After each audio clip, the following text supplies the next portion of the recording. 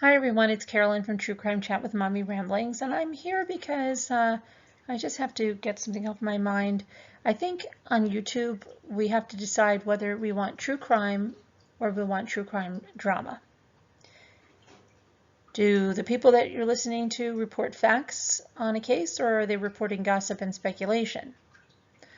For some, it's all about the views, money, notoriety. For others, it's about getting the facts right, and investigating and digging in doesn't mean that they don't dig in, they don't look at what could be going on, but it's from a different viewpoint. I'm going to talk a little bit about that right now, and we'll get into this right now. If you're brand new to the channel, I urge you to subscribe to us. You can just click on the lower corner of the video and join the greatest community on YouTube, and let's get into what's going on. Okay, so I don't know if you've seen it. You probably have. You've probably seen it with the Chris Watts case, and you're still seeing it today. How many years after that case has been closed? Is it still going on with people reporting on nothing but fantasy? People that were promising the case is open. They guaranteed it. There was an arrest that was imminent. 2 weeks, there was going to be an arrest.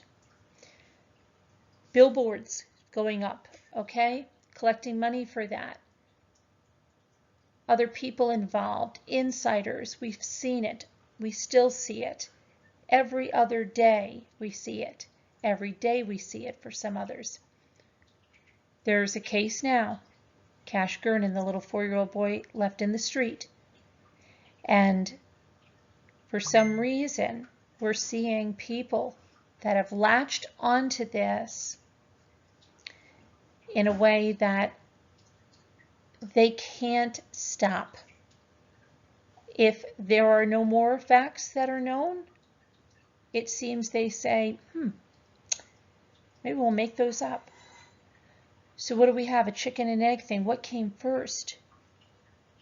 Did they take a page from the playbook of those creators who have been lying about the Chris Watts case and laughing all the way to the bank? Is that what they're doing? Are they trying to keep things coming in daily, sometimes multiple times a day on the Cash Gernon case, right? They've got to keep it interesting, for lack of better words. To any true crime creator who deals with facts, some of the things that are going on YouTube are just frankly disgusting. The theatrics, over-exaggerated emotions, and actual jaw drops over things that are not jaw dropping, okay? It's over the top.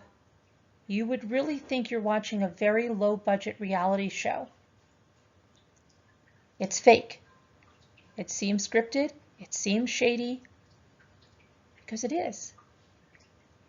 Seems like they're asking themselves, what can we do to keep milking this cash cow?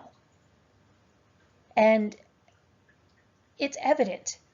So I think we should just realize that and accept it and call it what it is.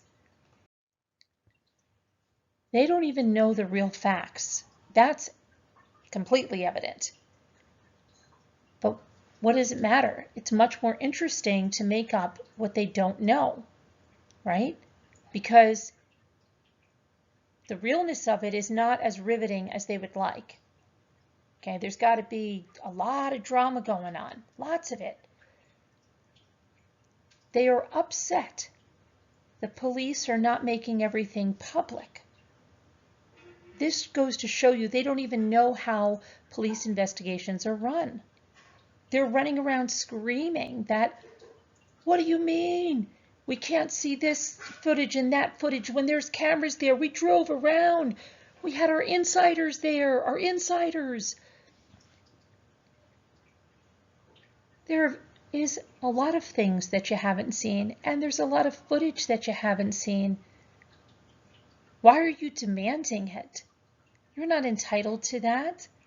And then you're going to the neighbors and asking them what was on their cameras and bombarding these people and descending upon there and then going on and saying that people are recognizing the insiders and saying, oh, they're with that big YouTuber covering the case, when that is just something to create a persona, something bigger than what is really going on here about these people that are doing this drama reporting.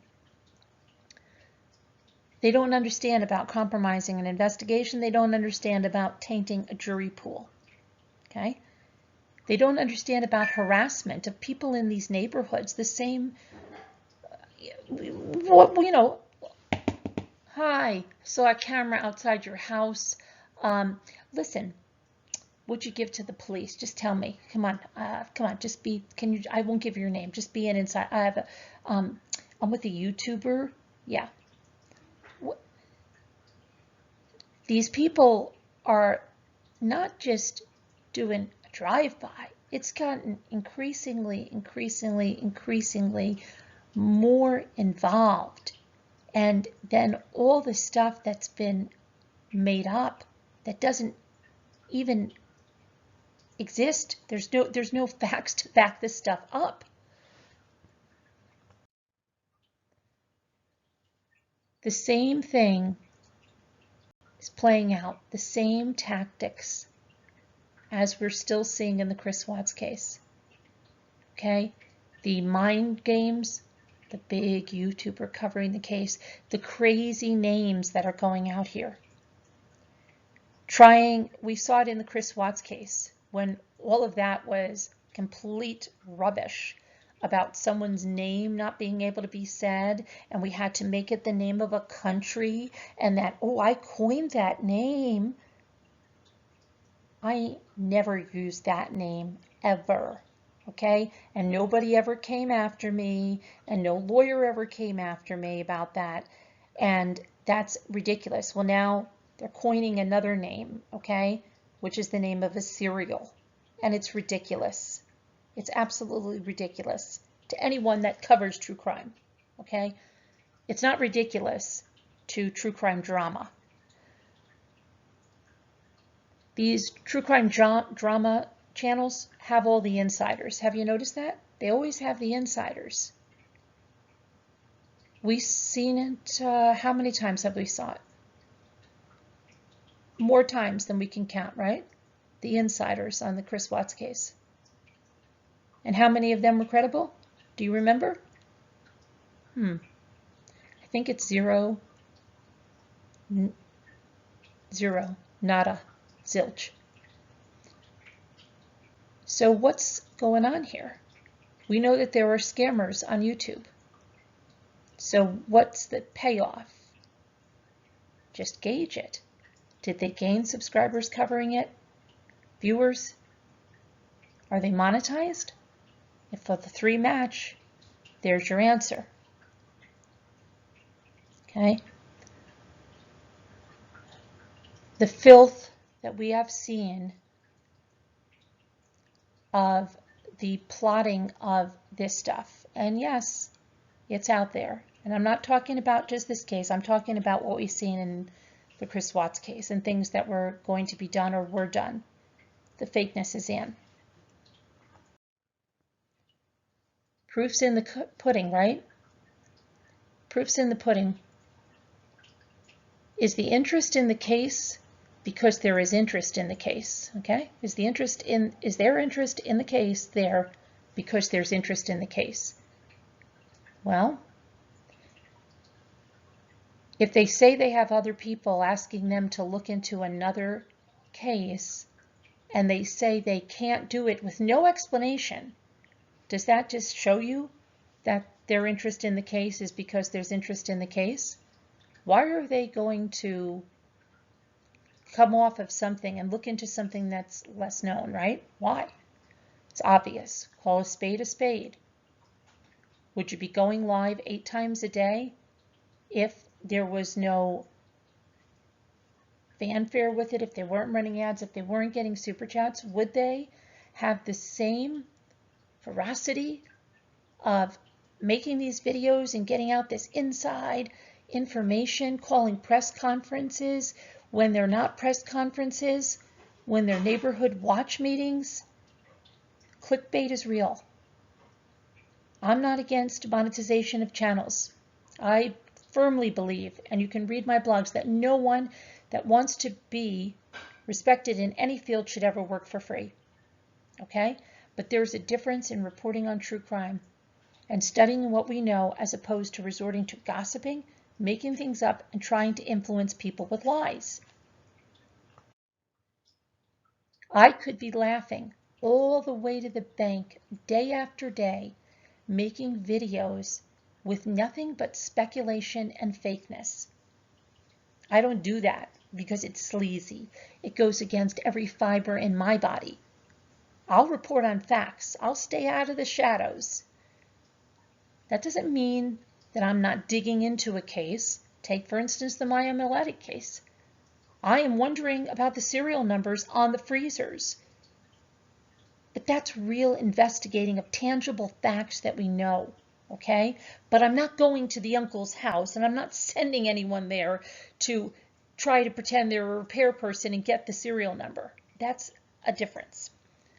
Bottom line, you watch what you want, but you have to know there's a difference between true crime and true crime drama.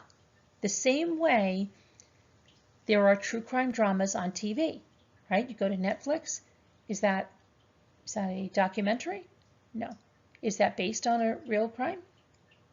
So you have the ones that are documentaries that are truly on the whatever case you're looking at, whether it be John Bonet or the Watts case, or whatever it is. And then you have your based on a true crime case. Okay, so the kind of like the one they're using in the Durst case, All Good Things, right? Which is based on Robert Durst's.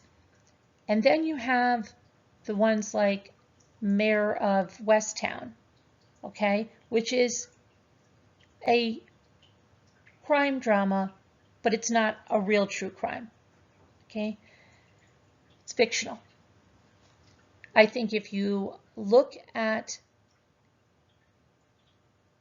this in that way, yes, but I think it should be specified, because the same way that we had people that would come into our chats where we're dealing with facts and say, why was Nicole Atkinson wearing Shanann's watch?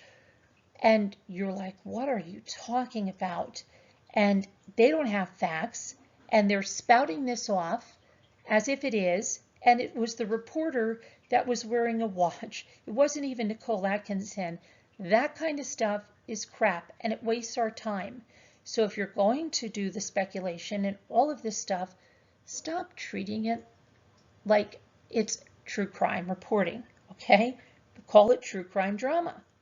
And I think people would know what they're getting into. The people that are watching it will understand what it is, and they're not going to come to true crime creators and start spouting off on this stuff that's not factual. That's it. That's my rant for the day. Have a good one, guys. Bye.